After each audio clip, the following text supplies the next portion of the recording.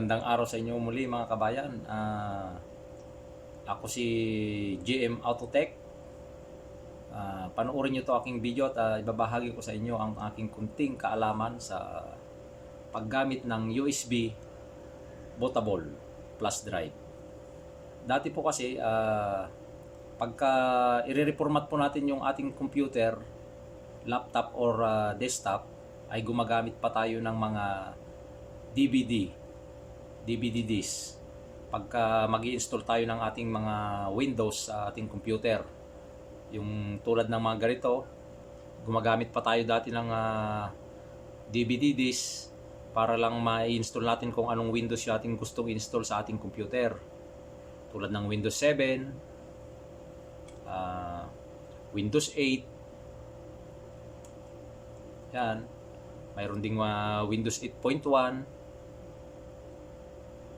at mayroon din tayong Windows 10. Ngayon, ang gagawin natin is ibabahagi ko sa inyo kung paano paggawa ng USB bootable flash drive. Para dito na yung ating gagamitin pag-install ng operating system o Windows ng ating computer. Tulad nito, gagamit tayo ng USB na 8GB ang kanyang laki o dami ng GB ng ating USB. Kasi yung ating mga Windows, depende po sa laki ng kanyang GB, kung ilang GB siya yung ating gagamitin. Halimbawa Windows 7, Windows 8, ganon, Windows 10 ay umaabot po yun ng 4GB or 3GB, ganon ang kanyang inaabot. Kaya po mga kabayan, ngayon i-share ko sa inyo itong aking kunting kaalaman sa paggawa ng USB bootable para hindi na kayo gagamit ng inyong DVD disk or yung ating DVD-ROM na para makapag-reformat tayo ng ating computer. Kasi po pagka yung ating pong computer is walang DVD drive, hindi po tayo makapag-reformat kung walang DVD drive yung ating computer. Pero pagka mayroon ka na pong USB, ngayon gagawin na lang natin itong bootable siya para dito na natin ilagay yung ating ISO file na Windows, kung ano pong Windows ang ating gustong install sa ating computer. Panoorin nyo po ito mga kabayan at ituturo ko po sa inyo. Hello guys, ito po yung ating USB na gagawin para siya ay maging bootable at dito natin ilalagay yung ating Windows, kung ano po yung gusto nating install na Windows sa ating computer or desktop or laptop ko. Ito po ay 8GB. Yan.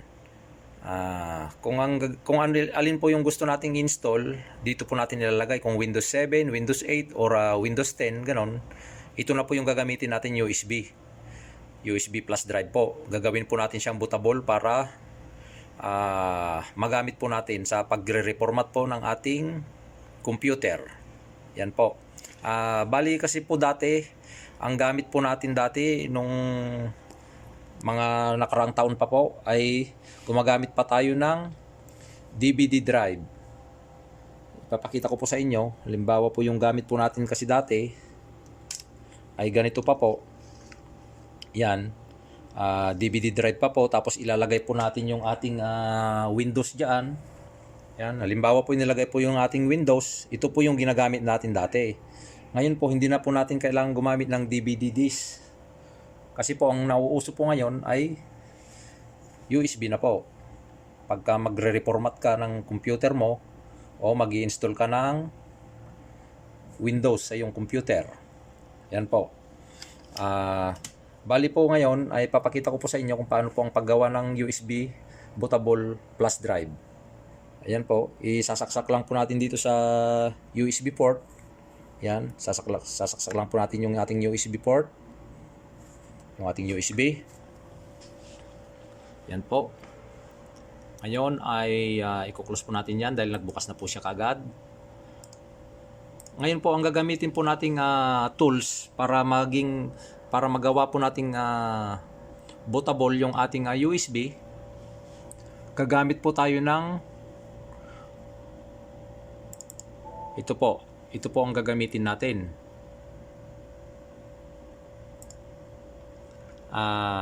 Gagamit tayo ng Windows USB DVD download tools. Yan po yung ating gagamitin. Ganun po. Para po makapag-install po kayo sa inyong computer ng ganitong USB po, Windows USB. Bali, pupunta po kayo sa website. Kung may internet po kayo, pupunta po kayo sa website. Tatype nyo lang po sa Google. Yan po. Tatype lang po natin sa Google Windows USB Tools. Yan po. Itatype nyo lang po yung Windows USB Tools. Yan. Tapos lalabas na po dyan. Ida-download nyo po yan. Ito. Download USB, DVD download tools. Yan. Kiklik nyo lang po yan.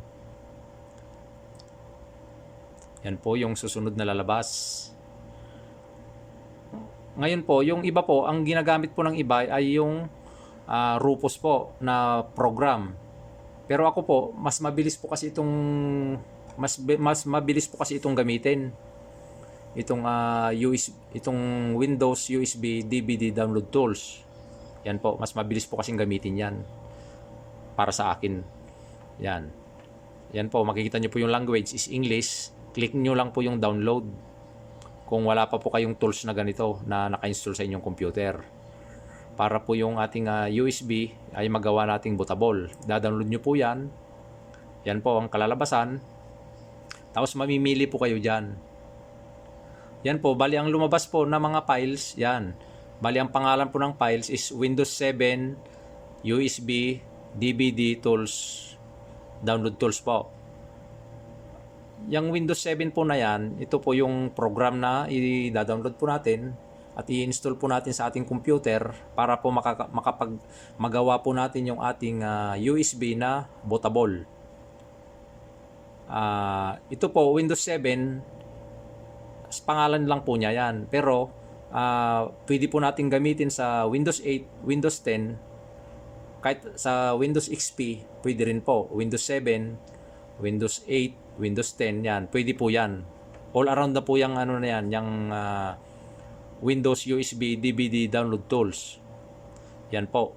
Mamimili ka lang po dyan. Tapos, halimbawa po, clinic po natin itong isa. Ito po. Yan. Clinic po natin. Tapos, click next. Yan. Next. Yan po yung lalabas. Ayun na po, nagda-download na po. Antayin lang po natin. Maliit lang po yung size kasi niyan. Bali 2.6 MB lang po. Kaya saglit lang po siya ma-download. Ito po. Yan. Yan po, na-download na po natin. Pupuntahan na po natin sa download. Close po natin ito. Puntahan na po natin sa download natin. Ito po, puntahan po natin sa download. Ito na po siya. Ngayon po, i-install po natin yan. Yan. I-open lang po yan, tapos install. Okay na po yon. Free po yan, pre-download po yan. Bali, automatic na po yan. Hindi na po kailangan ng license yan para ma-install. Pag in-install po yan, bali ma-install na po sa inyong computer. Ngayon po, ito na po siya. Ito na po siya, yan. In-install ko na po kasi kanina. Bali, yan na po siya. Ngayon po, dahil po yung ating USB is nakasaksak na po siya, nandyan lang po yan. Papakita ko po sa inyo kung nasaan po yung aking USB. Yan, dahil ito pong computer ko is Windows 8.1 Professional po. Ito po. Yan, ito na po siya. Ito po yung aking USB. Yan. Bali, ang pangalan po ng aking USB is Windows 10, 32-bit and 64-bit po. Yan. Yung partition po ng aking computer is tatlo. Tatlo po kasi 1 terabyte po yung aking internal hard disk. Kaya ko ginawa po siyang tatlo. Kaya po yung USB ko ngayon, ito na po siya. Yan po. Ngayon, bubuksan po natin yan. Yan po, blanco po siya. Empty. Wala pa po siyang laman. Ngayon po, pagka may laman po yung sa inyong USB po, ira-right click lang po nyo yon, right click. Tapos ito, pindutin nyo yung format. Format lang po. Tapos yan, quick format. Chichikan nyo po yung quick format. Yan. Kung ano pong gusto nyo ipangalan sa inyong USB, ito po, ipapangalanan nyo po rito. Yan. Dito po. Sa volume level, kung ano pong pangalan ng inyong USB. Gusto nyo pong palitan ng pangalan, papangalanan nyo po. Yan. Tapos, pagka click nyo na po yung quick format, kiklik nyo na po yung start. Yan. Tapos ito po, sabi niya, warning. Kasi kung may files po kayo doon, mabubura po lahat yon yung sa files nyo sa USB. Kaya po, pwede nyo pong i-backup yun o i-copy po sa inyong pong internal hard disk or external hard disk po para po hindi po siya mabura yung mga importante nyo pong files. Kasi po, pag pinormat po natin yung ating USB is mabubura po lahat ng laman nun. Yan po. Formatting will erase all data on this disk. To format the disk, click OK. Yan po. Click daw po natin. Yan. Starting na po siya. Antayin lang po natin.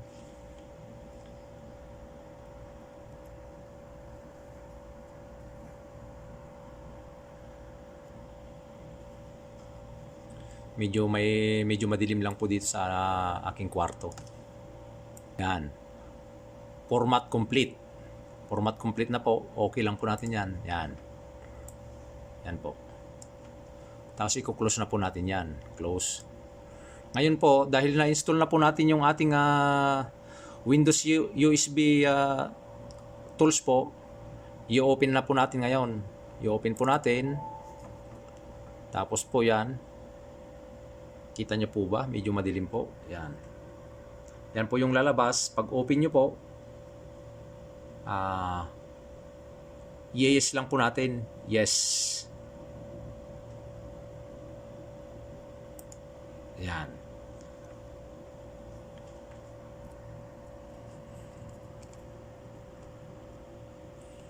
Bali yan na po yung lumabas. Ngayon po, dahil nakasaksak na po yung ating USB, kung nasaan po yung ISO file nyo po na files para sa ating pong Windows, kung nasaan po, ibabrowse nyo po yon. Ito po, ibabrowse nyo lang po. Pipindutin lang po yung browse. Yan. Yung sa akin po kasi nakalagay sa local disk D. Yan po. Kaya kiklik ko po yung local disk D. Tapos nandito po sa loob yung aking files. Ito po. Yan. Kung makikita nyo po, mayroon po akong Windows 8, Windows 8.1, mayroon akong Windows 8.1 na 32-bit at saka Windows 8.1 na 64-bit.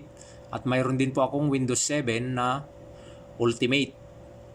At mayroon din po akong Windows 10 na 32-bit saka 64-bit. Yan po. Bali, mag-isa na lang po niya yan. Yan po, ang sizes po niya, bali nagsama na po yung dalawang 32-bit saka 64-bit po sa isang ISO file. Bali, 6 GB po. 5.92 GB ang kanyang size. Yung laki po niyang kanyang size. Ito naman pong Windows 7, nasa 4.22 naman po GB yung kanyang size. At yung Windows 8 32-bit is pumapatak lang po siya na 2.82 GB. Kasi po siya, hiwalay po siya, single siya. Hiwalay yung 32-bit saka 64-bit ko po. Ayun din po yung Windows 8.1 is 3 GB .84. Yan po yung Windows 8.1. Ngayon po, dahil nag-browse na po natin yung ating ISO file, ito po yung Windows, mamimili lang po kayo kung alin pong Windows ang gusto nyong install sa inyo pong computer, desktop or laptop po, or mini laptop, ganon. Ako po, katulad po nyan, halimbawa gusto nyo pong ilagay yung Windows 10 sa inyo pong computer, ito pong ating Windows 10 ang ating ibabrowse. Yan po. Click lang po natin yon, tapos open. Yan. Yun po.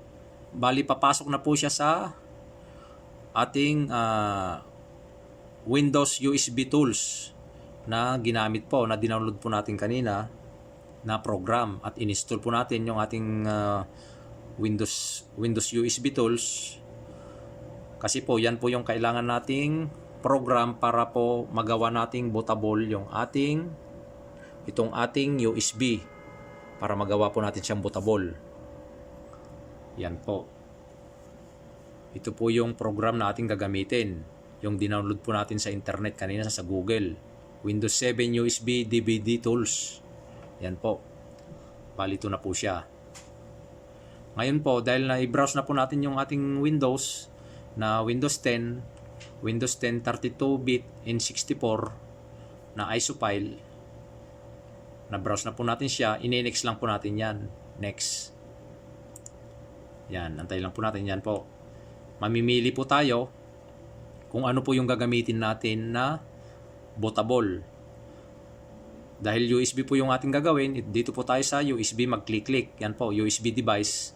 Pag DVD naman po yung gagamitin mo at may disk ka, DVD disk, ito naman po sa DVD yung gagamitin mo. Para mag-create po siya na bootable po yung inyong USB. Ganun po. Yan.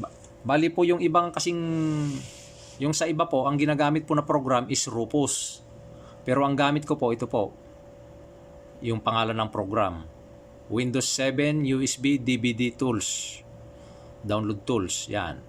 Ngayon po, ine-next lang po natin yan. Next. Yan. Ngayon po, dahil yung akin pong USB, ito po yung kanyang pangalan, dyan po siya papasok ngayon. Dyan po siya papasok. Dahil gagawin po natin yung USB na bootable po para sa pag-install ng ating Windows sa ating computer, or pag magre-reformat po tayo ng ating computer. Yan po. Panoorin nyo lang po yung aking video at masusundan nyo po yan. Medyo madali lang po itong sundan. Yan. At yung hindi pa po nakapag-subscribe sa aking channel, subscribe nyo na rin po. Tapos pindutin yung notification bell para lagi kayong updated sa aking mga i-upload pang mga video. Yan po. Ako po, nagre-reformat din po ako ng mga computer. Yan. Nag-install ng mga software, kung ano yung mga gustong ipa-install na software. Yan. Mag-comment lang po kayo sa comment box, at kung may mga katanungan po kayo, at atin pong sasagutin sa abot ng atin pong kaalaman. Yan po. Ngayon po, ang gagawin po natin sa ating USB, yan na po, nandyan na po siya sa sa ating browse. Ngayon, ibibigin copy na po natin. Yan po. Begin copy. Yan.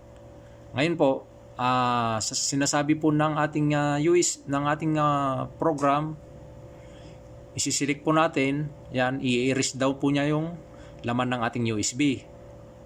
Yan. Erase lang po. Kasi automatic na po yan na kailangan malinis po yung ating USB.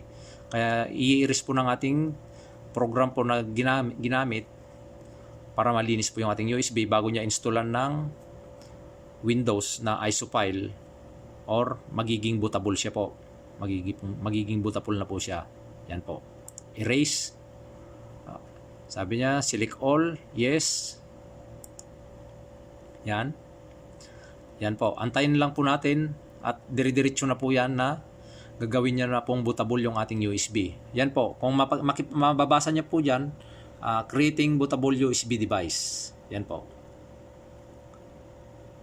Medyo may katagalan po yan. Baka nasa 30 minutes po.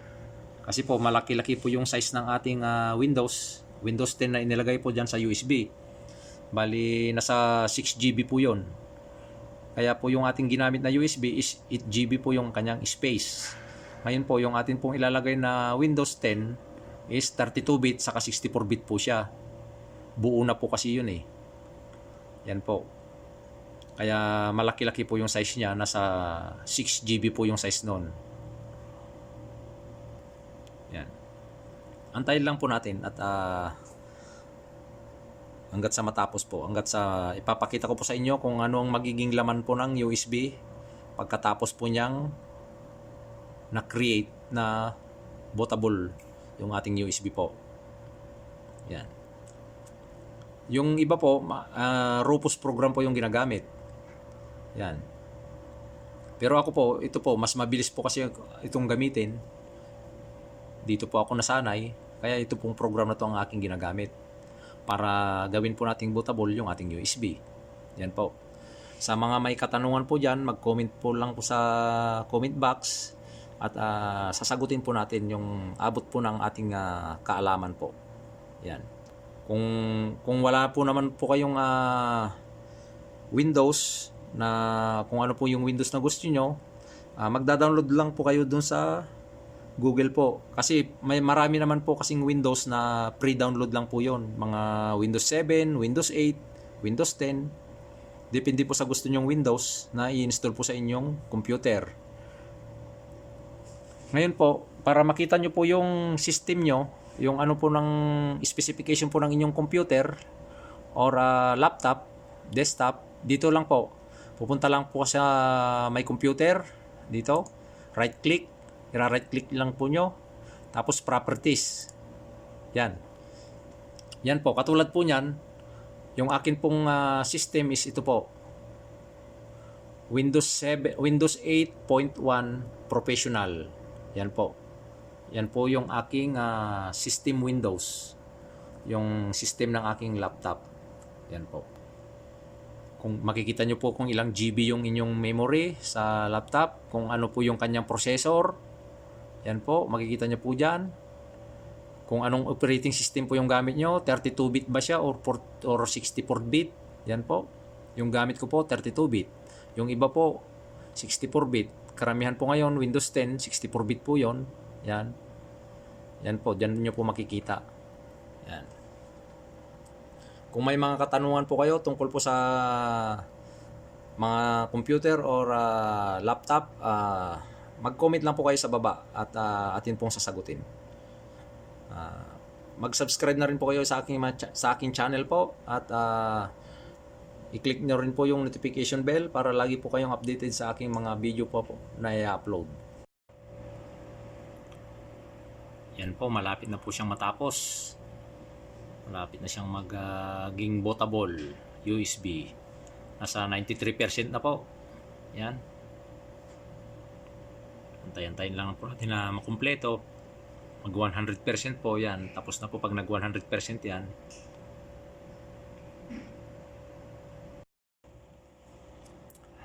Yan po mga guys. Tapos na po yung paggawa natin ng USB bootable device. Yan po, 100% na po. Makikita nyo po dyan, 100% na. Okay, i-close po natin muna. Yan. I-close po natin. Tapos na po siya. Ngayon po, bubuksan po natin yung ating ginawa na bootable device na USB.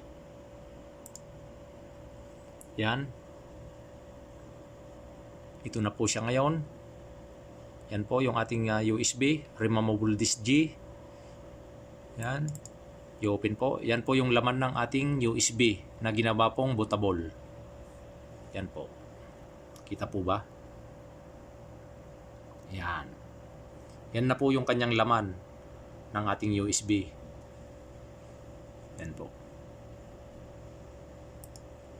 Yan. Ito po yan. Bali yung atin pong USB is 8GB. Kasi bali hindi naman po siya kompleto na 8GB po. Yan, 7.20 GB yung kanyang space. At nung nalagyan na po natin ng Windows 10 na ISO file is naging 1.22 na lang po yung 1.22 GB yung kanyang space. Yan po, makikita niyo po dyan. Yan. Ito pong Windows na inilagay po natin na ginawa po nating bootable is 32-bit and 64-bit na po siya. Kaya po mamimili po kayo sa inyo pong computer kung ano po yung gusto nyong i-install, Windows 32-bit or Windows 64-bit po. Yan po. Yan. Ayan po. Tapos na po yung ating paggawa ng USB bootable device. Yan. Yan po yung laman ng ating USB. Pag nag-reformat po kayo, isasaksakan nyo po yung USB na yan, tapos pupunta lang po kayo sa setup ng computer nyo. Yan po, ipapakita ko rin po sa inyo sa susunod na aking vlog po. Kung may mga katanungan po kayo, is mag-comment lang po kayo dyan sa comment box at ituturo ko po sa inyo kung paano po mag-reformat. Paano po mag-reformat, paano po gawing dalawa yung inyong Windows. Ganun po. Kung paano po siya, paano po gawing dalawa yung hatiin yung inyong internal hard disk or partition yung inyong internal hard disk po. Halimbawa, malaki po yung inyong internal hard disk, hahatiin po natin yon. Pwede po siya gawin nating 3, 2 or 4, pwede rin po. Depende po sa kagustuhan niyo po. At ituturo ko po sa inyo pag sa susunod na mga vlog ko pa po. Maraming salamat po at comment, subscribe, and pindutin lang yung notification bell at para lagi po kayong updated sa aking mga videos po na susunod. Maraming salamat po mga guys.